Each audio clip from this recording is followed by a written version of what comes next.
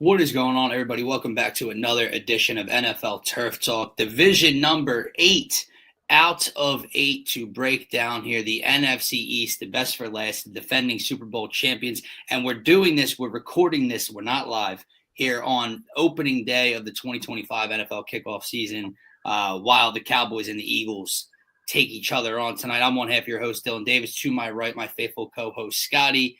We are going to break down the NFC East division, get them into their tiers respectively, along with the other 7 divisions we've already broken down between Super Bowl contenders all the way to absolutely stinks. And then, of course, we will wrap things up with the NFC East fantasy divisional draft, which is always a lot of fun.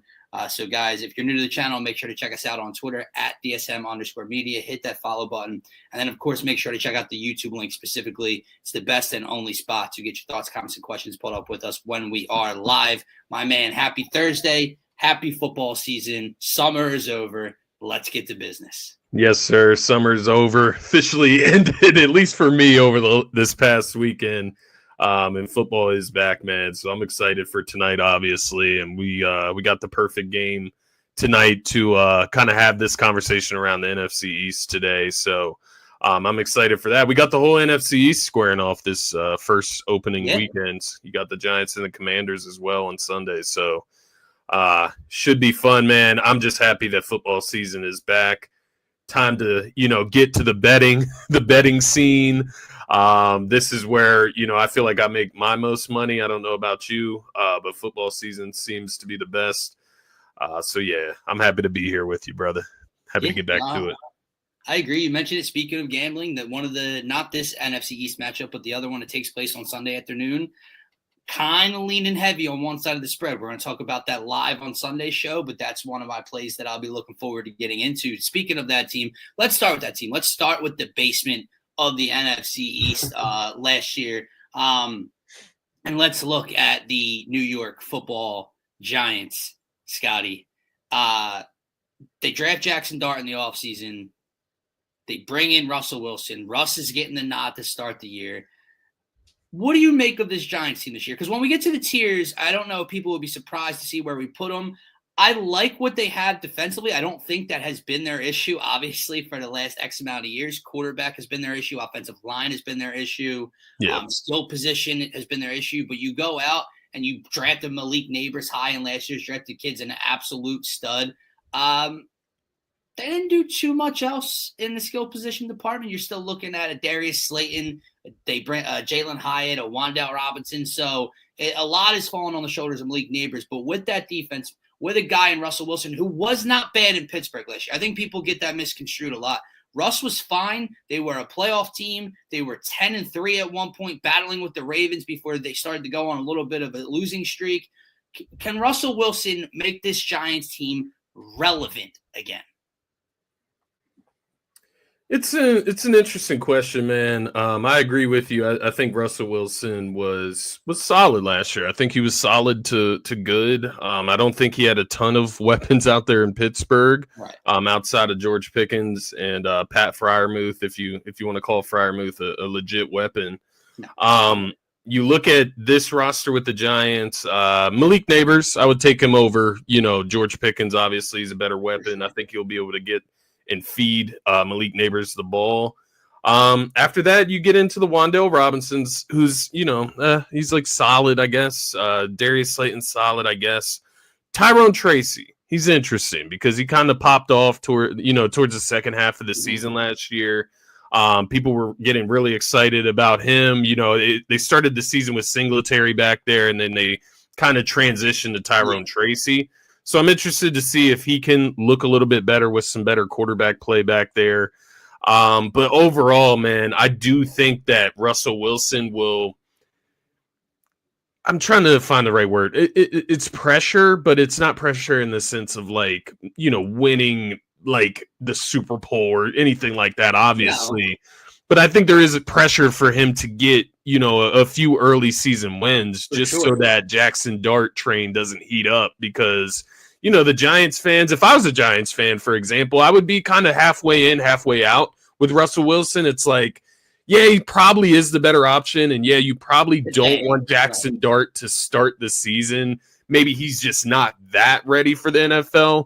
But you get to week 4, week 5, and the team has got, maybe one win, maybe no win. I mean, I don't know. We'll see where this team goes. I think they'll have a win or two by then, but let's say they have just one by week 5, right? And the seat's getting hot. Fans are wanting Jackson Dart. They just want to see what they got. They want him to get the time to develop. That seat will heat up quickly. So just pressure from that standpoint of just keeping the Giants competitive. How you lose matters as well. So yeah, I don't know. It's interesting. The defense creates an interesting situation. They do have a top tier weapon on offense. What does the offensive line look like? Right. Does Russell Wilson age further into his career? Does he look a year older than what he did last year? We'll see. I think it's easy to pick these guys to be last in the division. I wouldn't be super surprised if they crept up to third in the division, though, somehow. And one of these other teams, maybe a little more overhyped, overrated, falls down to that 4th spot. So yeah, especially a team that we're going to get to in a moment that just can't get out of their own way and keeps and just trades away franchise altering players, future Hall of Famers. But we'll get to that in a couple minutes. But I agree in terms of Super Bowl expectations, even playoff expectations, right? Look, I know it's a big market. It's the biggest sports market in the world, and that is New York City, right? Yeah. I don't know how delusional they are if they're coming into this season or going into any season in the last half decade thinking that they're a playoff team or a contender or what, but there is pressure to be competitive, like you said, with Russell Wilson. And when you look behind him on this depth chart, I mean, in that city, dude, I'm sure it would happen here in the city of Philadelphia. It would happen in a lot of the bigger market cities. Yeah. It goes beyond Jackson Dart. If Russell Wilson is not performing and not producing, I guarantee you there will be people calling in to New York Sports Talk Radio saying that Jameis Winston would be more fun and competitive out on the football field right now. So if you're Russell Wilson, you look behind you on this depth chart and you have to understand that you have something to play for if you want to continue to be a starting quarterback in this league. Obviously, since he's left Seattle, since he's won a Super Bowl in the past, he obviously went to Denver, went to Pittsburgh, which is obviously a huge, huge football city, but in terms of overall market, right? Yeah. Now you get here, you get to the Big Apple, and it'll be interesting to see what he looks like and how long they do kind of hold that leash for Jackson Dart. Let me ask you another name before we move on. We're talking about all these expectations and pressure on the starting quarterback in this market. What about the head coach, man? The head coach that was brought over from Buffalo, who kind of mentored Josh Allen early on in his career and was this great play caller. And obviously things have not worked out the way that Brian Daboll has wanted to since making the playoffs. Was that his first year that we beat them in 2022 when was that his first year as head coach, or was he here a year before that?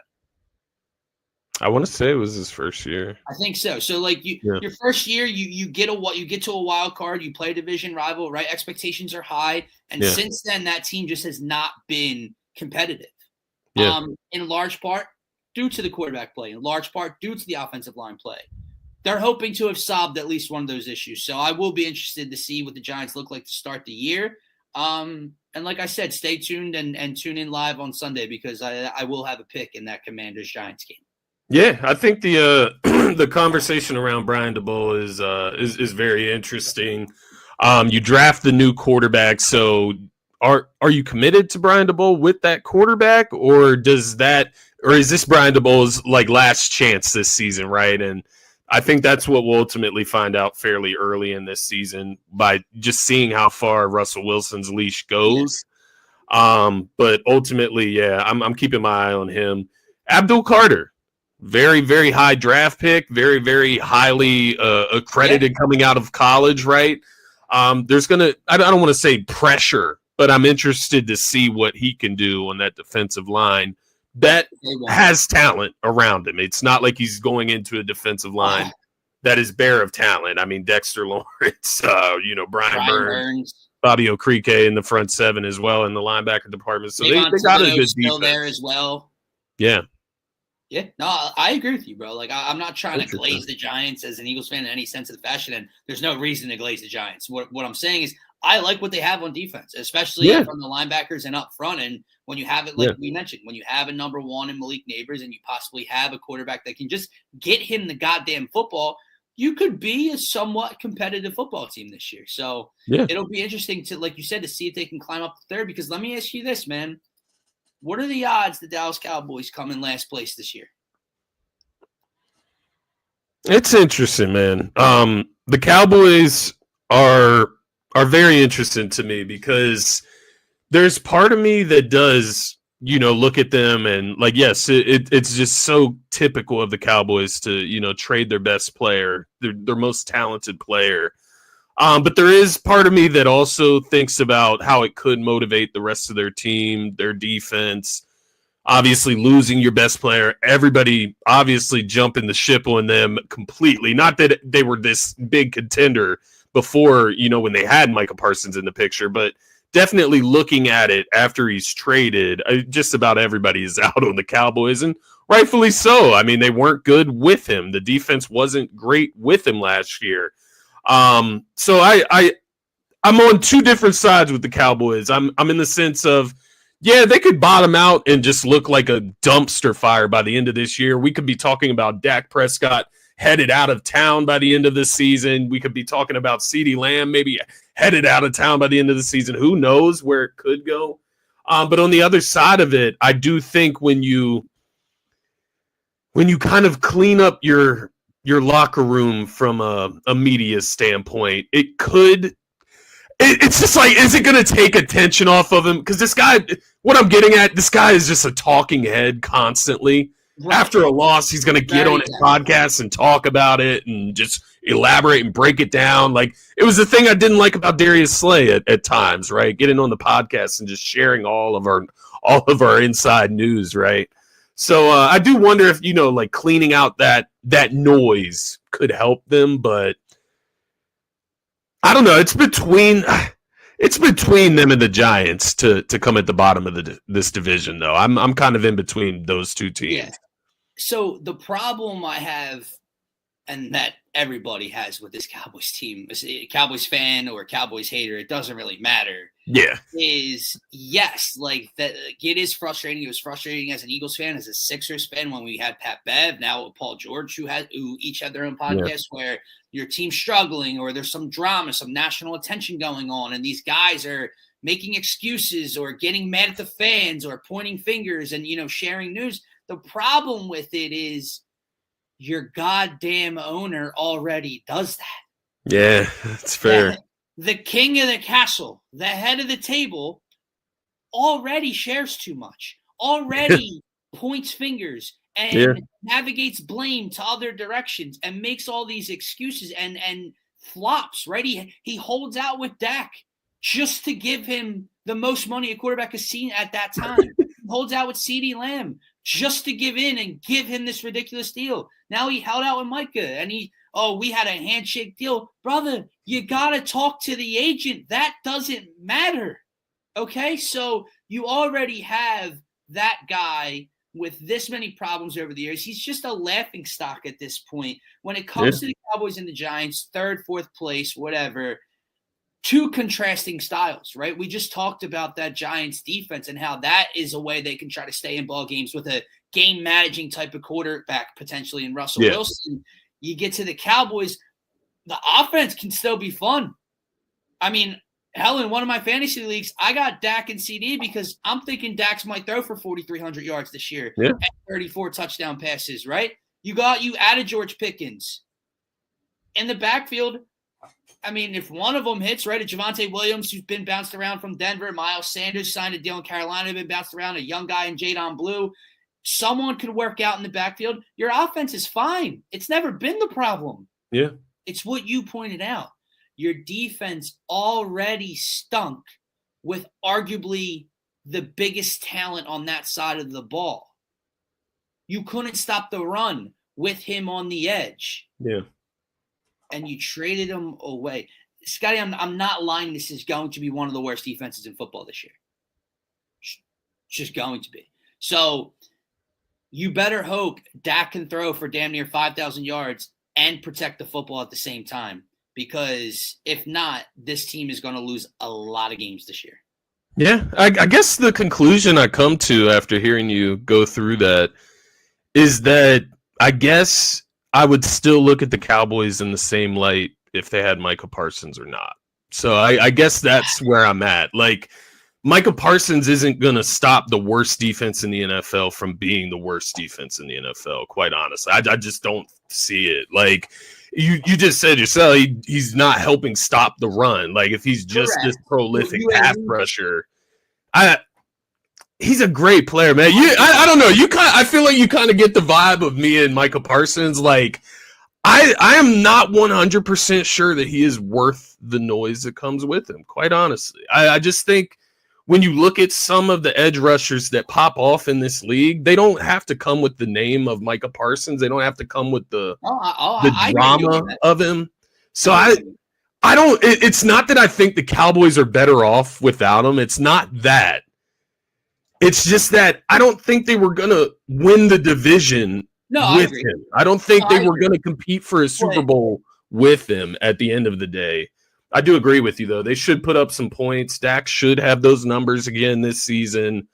What does that defense look like, man? It's hard to imagine the defense being better without that player. That's the point. I'm getting at, right? Like, that's not, like, I think to your point, you mentioned an edge rusher.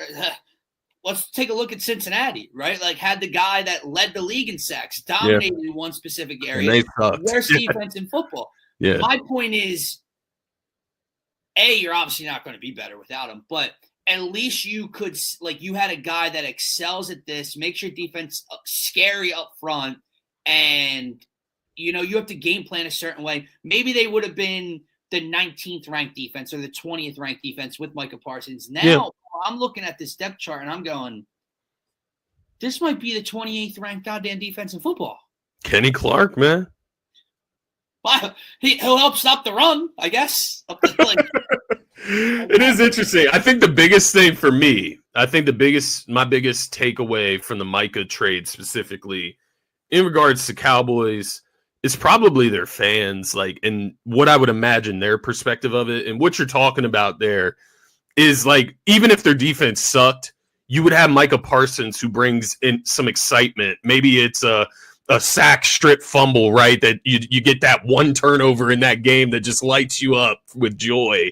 And you just don't have that anymore even. No. And that puts you in a dark place. And, I have some Cowboys fans friends, and they're talking about rebuild, man. And that's kind of what I was getting at. I think this season could go, a couple different ways for them, but I don't think it ends with them competing in the playoffs in any of those scenarios. So. No, not at all. And if I'm being honest, I think it, like, when I mentioned the contrasting styles between the Giants and the Cowboys and how they're going to go about trying to win football games, it's going to be pretty telling, right? In this day and age in 2025, like the old saying, what's wins championships, Scotty? Defense, right? And I mean, that was true last year. You had the number one defense in football, but also you had all these playmakers and explosiveness and a 2,000+ yard rusher. So we didn't see.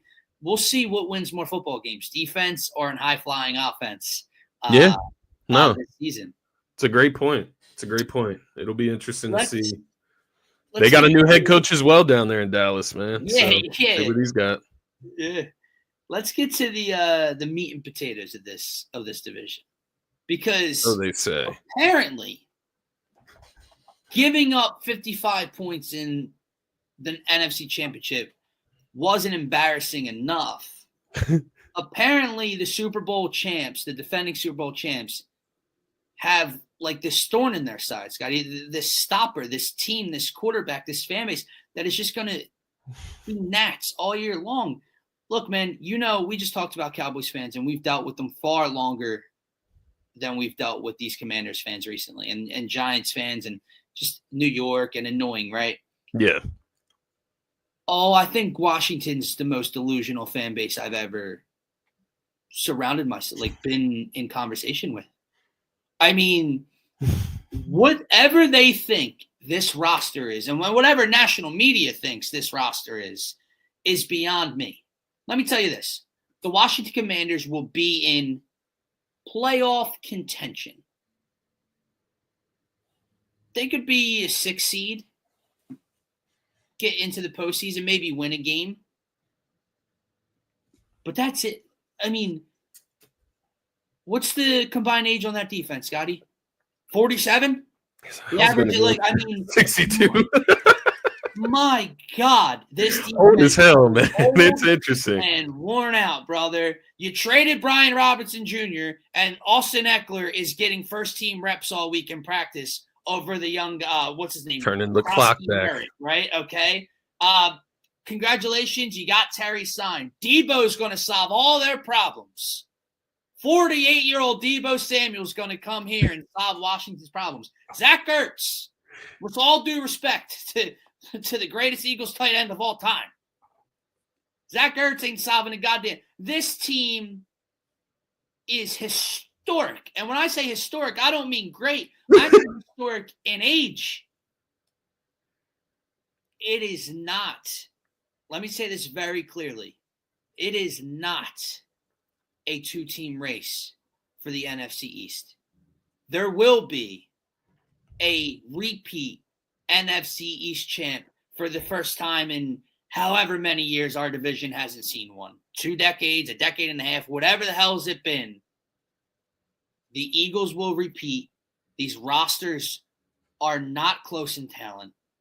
Von Miller coming here is not solving your issues. You traded for big bad Marshawn Lattimore. He got his lunch money taken in the NFC Championship game. This team, I'm going to say this and then I'll give it to you, Scotty. This is the most overhyped, overrated team heading into the 2025 season. That's an interesting statement, man. Off the top of my head, I mean, they're definitely up there for sure. So overhyped. No, I tend to agree with you. The thing I'm looking at this year, aside from you mentioned the age of the defense specifically, and like, yeah, they have name value, but yeah, the age is just completely baffling. To bring in Von Miller on top of like Bobby Wagner, you're just really trying to throw it all the way back. I hear Commanders fans, you talk about delusional. I hear Commanders fans call like Frankie Louvu the best defensive player in this. Yeah, you saw that post too? Just blows my mind. I mean, whether it's trolling or not, you're ruining football dialogue by putting bullshit like that out there. And all it leads to is just that said player getting hated on more when they do not perform at that level. So I'll keep my eyes on Frankie Louvu to see if he's, top elite talent out of linebacker position. But aside from that, man, as long as he's not going shoulder first into a quarterback's helmet when he's already on the ground, then maybe I'll consider your discussion. But. Yeah, I don't know if maybe that's why they rate him highly, because he did ultimately help them win a game against the Eagles. Yeah, that is true. That is true. He's responsible for that win late in the year. What I'm ultimately looking at going into this season, specifically with the Commanders, is how does Jaden Daniels look in his sophomore year? And I'm honestly not a Jaden Daniels hater by any means. No. I think he's very talented. I think he had a great season last year. I think he is dangerous when he gets on the football field. And to be quite frank, I think he's a top 10 quarterback. Like, yeah, I think he's a good, solid quarterback. We thought that about CJ Stroud. We thought this about guys like they're about to take the league on by storm, right? Top 5 quarterback for a lot of people this year. And so with that in mind, there's going to be a lot more tape on Jaden Daniels that teams will be able to use from last season. He is a guy with just a smaller frame. I'm just interested. I think he's going to take more hits this year. I think teams are not going to be as friendly as they would be with the rookie quarterback. I think they'll get tired of him scrambling around and dancing around in the backfield. We see it with all scrambling quarterbacks. Some of them, like Lamar, are able to, get by and get around. I'm interested to see if Jaden Daniels can do that at a top level as well, man. Just keeping himself healthy, taking care of himself. Because that's what it comes down to in the NFL. It's not just a game of like on the field. It's also taking care of your body, learning how to be a grown man, how to be a professional. So yeah, he has a ton of top end talent. Can he mentally and physically put it together, put it on the field this year? Because it's not out of the norm. I'm not trying to dismiss what Jaden Daniels might do or act like he's going to have a bad year. It's just normal to have a sophomore slump. That's why they have a name for it, sophomore slump. And so I'm interested to see if he can avoid that, because if he can't, this team's not going to be competing at the level that people think that it will. It does. A lot of it is on Jaden Daniels' shoulders, his ability to create, And see, that's me giving the quarterback credit for a division rival, a team that I don't like, but still able to give a quarterback credit. A lot goes on his shoulders. And I'm interested to see if he can still carry that team. You traded away Brian Robinson, like you mentioned. Can he still carry that team offensively in his sophomore year when teams have a lot more tape on him? It'll tell a lot about his caliber of player, and it'll tell us a lot about how the Commanders are building around him. They brought in Laramie Tunzel. You're trying to shore up that offensive line, make it a little bit more sturdy. But I think the big baffling thing is just trading Brian Robinson. I thought he was – I've told you this on the show before. I think he's very solid. I'm not going to call him a top 10 back or anything, but he's solid. He's good. And they just trade him away when you could have just kept him for the season. And then if you want to let him walk, right? Yeah. But it's interesting. Maybe they have confidence in Austin Eckler, supreme confidence. We'll see. I'm talking about the Commanders as being potentially in the playoffs. I'm not talking about them at this Super Bowl or even NFC Championship level again, man. I think it would be astounding for them to get back to the NFC Championship. That's my thought exactly, man. And look, it's hard to discredit what he and what they did in the postseason, right? You go out and beat a Tampa Bay Buccaneers team who has had this team's number the last couple of years, right? And an impressive, gritty win by 3 points. Then you go on the road and take on the number 1 seed, who were a lot of people's Super Bowl favorites last year, and pretty much embarrass them and drop 45 points on their heads in their house, right? Yeah.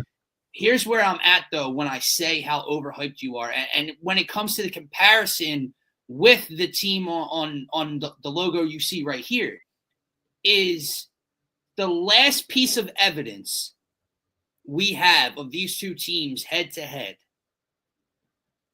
It was not a competition. Yeah. We have 3 pieces of evidence of last year. 2 of the 3 were not a competition. And again, the last game you won, and look, if people can keep saying, oh, it's excuses.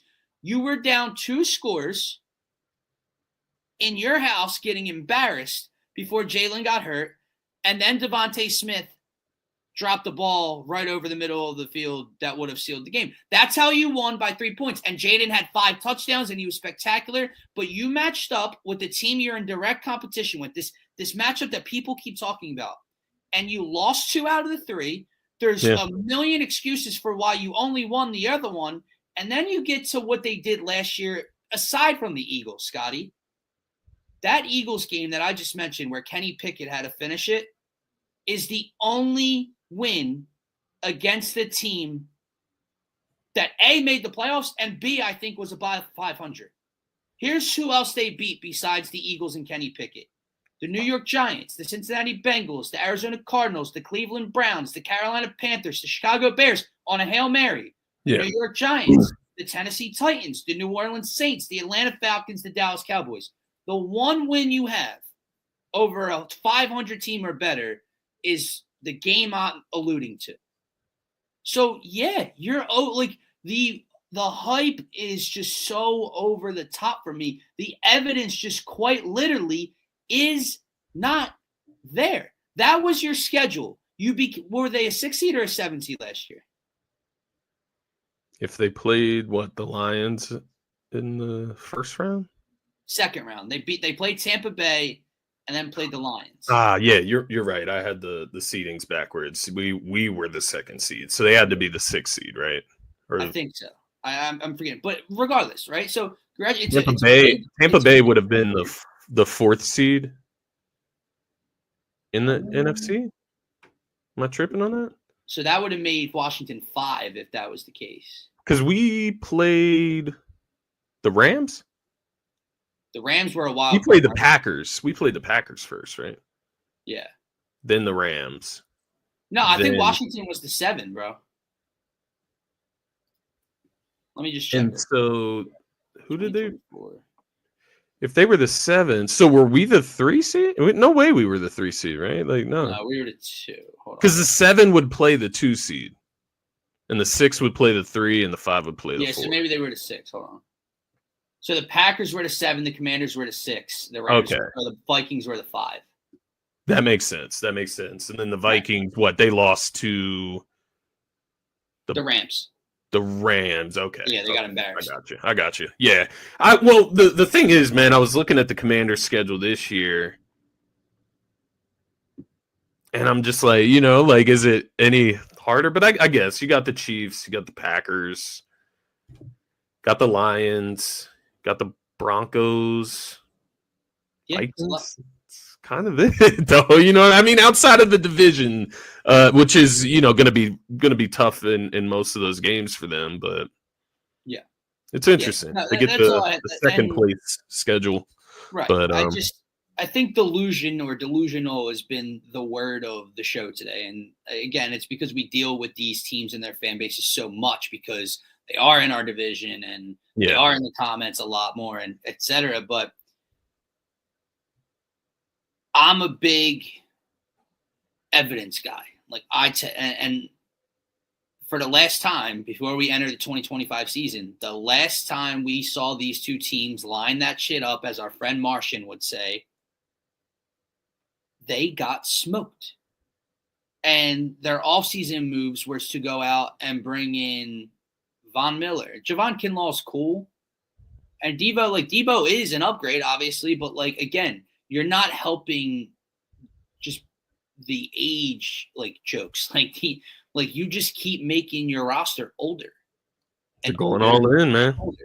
So we'll see, man. We'll see. They can clip that all they want. But yes, the Washington Commanders, that is my biggest take of the show, are the most overhyped, overrated team heading into 2025. Should we get to the tiers, Scotty? Yeah. Let's go ahead and take it there, man. So we're going to talk a lot Eagles tonight. You know what I'm saying? Yeah. And there's not much else to say about the defending champs. They're the defending champs. So anyway, as you can see here, the defending champs, of course, are on the Super Bowl champions tier, leading that tier. You have Washington in the playoff contenders because I think I would think, especially in a weaker NFC, they will get back in a wild card spot. You have the Giants down there and better than last year. I think with that defense, like we alluded to a lot, and with whatever quarterback is playing in the middle of the season, whether Russell Wilson is, exceeding expectations or Jackson Dart comes in and takes to the league by storm his rookie year, they will be a better football team than last year. And then right in the middle, you have no man's land. And that's down in Dallas, Texas, where Jerry Jones resides and continues to make his franchise worse. So that's a pretty good tier list, if I may say so myself. Yeah, that completes the tier list. So you got 5 Super Bowl contenders, which I think is more than fair until some of these other teams prove it. But yeah, just this division in general, I think all of these make sense. You got the Commanders in playoff contenders. I think that's the top of their potential. The Cowboys, you trade arguably your best player on the entire team. That puts you in no man's land. You're waiting on draft picks, so we'll see where it goes for them. And then, I do think the Giants will be better than what they were last year, which was 3-14. So, I think they'll be better than what they were. And all seriousness, I do like their defense. Let me ask you this. As you can see and everyone sees, we only have 2 teams that are on the bottom, which is absolutely stinks. Yeah. When we fast forward to next spring and that draft board is up and that ticker's on the bottom of the screen, there are going to be more than just 2 really bad teams at the top of this draft. There's going to be another team or 2 that only won 4 games this season or something like that. If you had to look at this tier, at this list, who could you see being knocked down to being one of the worst teams in the league? Could it be the Jets? If Justin Fields doesn't work out? Yeah, it could be. It could definitely be the Jets. It all relies on Justin Fields. I was looking at the Raiders. I mean, they got Geno, but we've only seen Geno be good in Seattle, right? And I know Pete Carroll's in Las Vegas, but we'll see. We have to see that. Giving him the benefit of the doubt. Yeah, I think there is. Obviously, I think there's a chance that the Colts. That's what's interesting. It's almost like the tier of better than last year should go above no man's land in a sense, because a lot of those teams in no man's land could end up down there in stinks. Yeah. And my absolutely wild pick for stinks is the LA Rams. It highly depends on injury. It highly depends on Matthew Stafford. I got one for you that depends on an injury at the quarterback position too. Who do you think it is?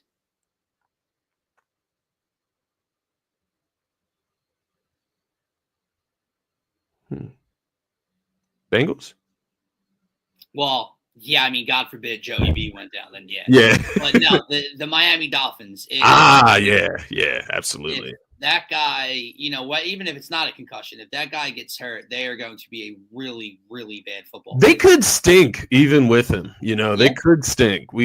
That's yet to be seen. But it's scary to me that how much it's stuck out over the last week or two when I was looking at the board for Sunday, but they're underdogs to Daniel Jones and the Colts on Sunday. That's so interesting. Like only the Dolphins play good and the Dolphins play well in like warm weather. Like they usually start the season hot. So it's not we're not getting December Miami Dolphins. Yeah. That's where the concern really comes in for me, you know, towards them stinking. But yeah, man, that's interesting. That might be a play for Sunday. We'll see. We'll have plenty of time to talk about it, man. But yeah, absolutely. Before we get out of here, we got one more segment to get to, and that is the NFC East Fantasy Snake Draft. If you guys don't know, it means guys take turns. Quarterback, running back, 2 receivers, tight end, 2 defensive linemen, a linebacker at safety, and 2 corners from this division. Yes, sir. Draft them. We'll put them out on socials. We're gonna have a bunch of graphics being put out today and over the weekend. Position rankings, playoff predictions, all that good stuff. So we'll get these out as well. Do we remember who had the first pick last draft? I'm pretty sure I took the first pick last time. Let me just see who I had. I have it in my notes somewhere here. I'm pretty sure it was me, man. Oh, yeah, Josh Allen. Okay, yeah, that makes sense. Yeah. All right. I think I know who you might pick. I don't know that you do. Nah, I'll take Saquon Barkley. This is actually a division where it makes sense, man. That is like a clear advantage in this division. There is nobody even close to him in the rest of this division. I'll take Micah Parsons. Wait a second. Oh, man. Okay, this is interesting, man.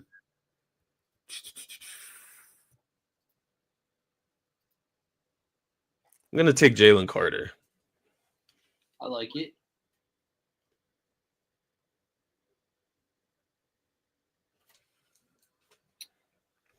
All right. That'll leave me with Give me Dexter Lawrence. Yeah, that's who you had to take to compete with Jalen Carter. I think he's one of the only ones in the division that can actually compete with him. Let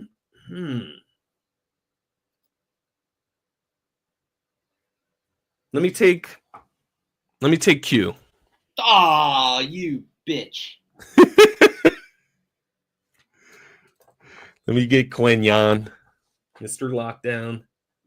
All right. Well, on that note, let me take one half of the exciting whites. I'll take Cooper DeJean.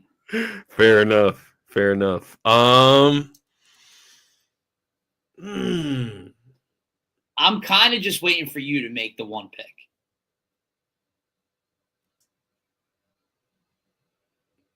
And then I'm taking the other. But we'll see if you do it or not. I think I know what you're talking about. Man.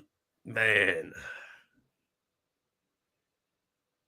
just thinking about my guy here. It's so hard with the Eagles in the division. It's like I'll just take their old team, quite honestly. I'm gonna go Zach Bond, man. Oh my dude, you did it to me again. The bald eagle.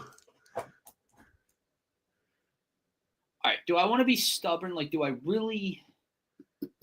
You could stack the offense, man. Yeah, I know. But, like, in my heart of heart, like, yeah, I do believe that, right? Fuck this. Give me A.J. Brown. Yeah. What were you going to say? I'm curious. In your heart of hearts, what do you believe? Is it A.J. Brown or CeeDee Lamb? Who's the best receiver in this division? I think the easiest way to break it down, at least for me, I'm obviously biased, of course. Yeah. CD's going to produce more, but A.J. Brown is the more talented, the better wide receiver. He's the bigger body. He's more durable. Is CeeDee Lamb even faster than him? I mean, I'm being dead ass serious. Is he even faster than him? Yeah, I would have to see it. I guess that would be my question. Like, what is CeeDee Lamb better at wide receiver than A.J. Brown? Right. You can say that in reverse, I guess, but I would probably say like route running, maybe, right? Like CD operates in the middle of the field. He can maneuver there. AJ's a magician out there. Yeah, it's tough. It is close to your point. So with that being said, I will take CeeDee Lamb. God damn it. All right. Well, I'm going to continue to be stubborn. I'm going to take Jalen Hurts. Fair enough. Let me Let me back off of that, actually. I was about to mess up.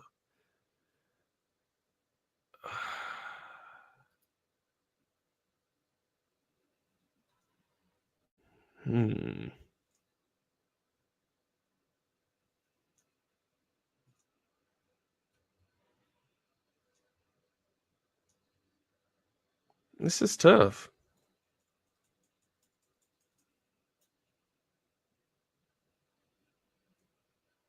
Like, who is the best safety in our division? Like, I don't.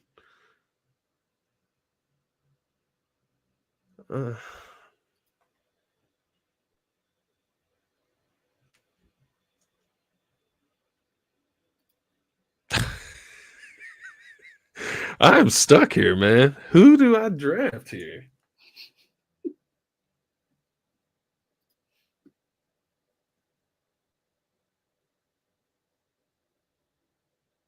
Let me get Marshawn Lattimore as my other corner.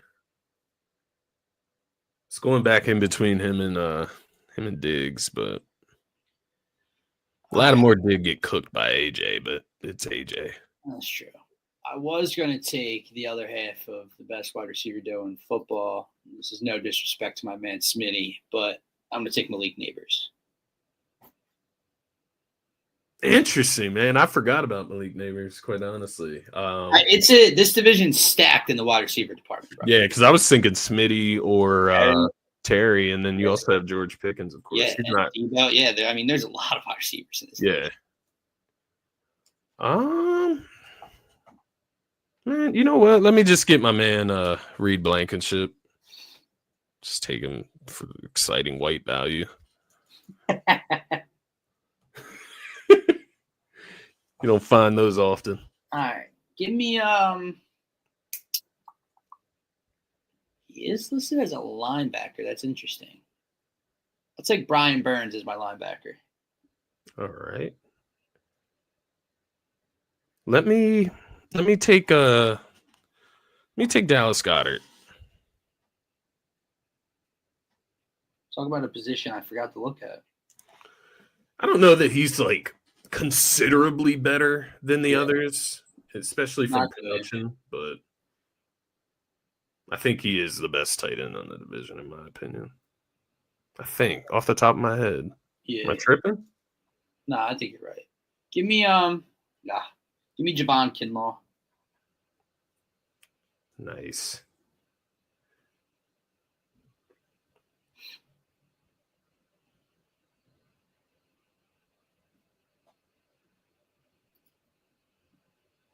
Let me get that. Nah, I'm not taking it back. No, I don't want him. Man, I'm gonna go with the history on his side. I'm gonna go with Deron Payne. I know he didn't have a great season last year, but pick him up on the defensive side. And then I'm gonna throw up and take Trevon Diggs. I was going between him and Lattimore. I was going between them two because I feel like Trevon Diggs, he gets the interceptions, Right. He's going to get toasted a couple times. He will. He's going to bite, but he'll get you a turnover. Let me go ahead and grab my my other wide receiver. I'm going to go with Smitty just because I would like to have one of my birds, but I think it's fair if you want Terry over Smitty out there. I think that's fair. I agree.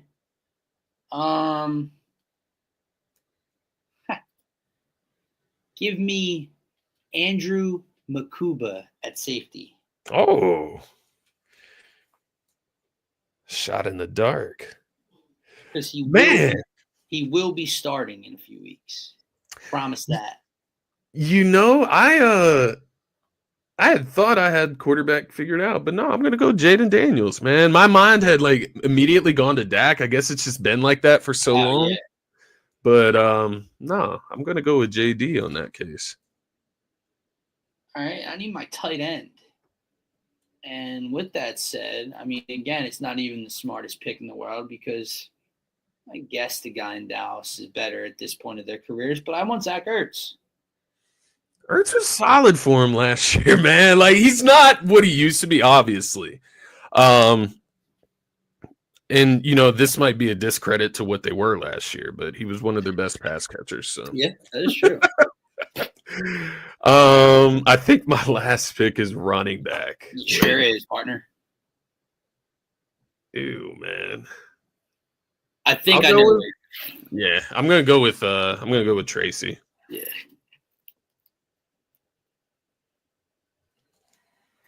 It's interesting. Tyrone Tracy, the second best running back in the division. So interesting.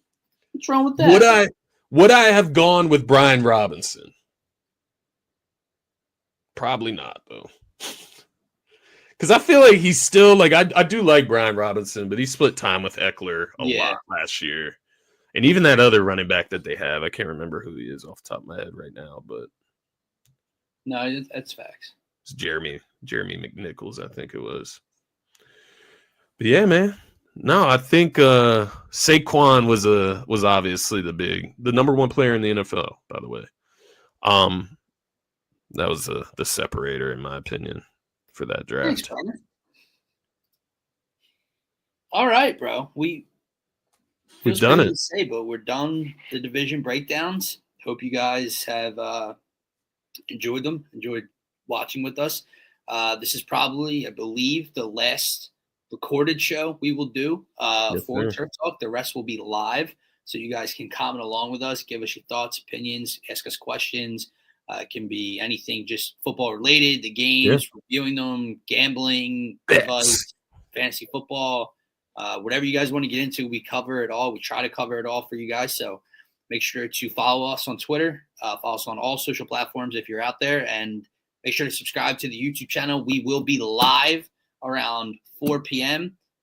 Going over for half Faithful Fanatics. Well, not even Faithful Fanatics. Eagles pregame live and half Turf Talk for the season predictions and kickoff show. So it'll be a lot of fun. And hope to see you guys in the comments. But for myself, for Scotty, for DSM, have a great rest of your day. Football.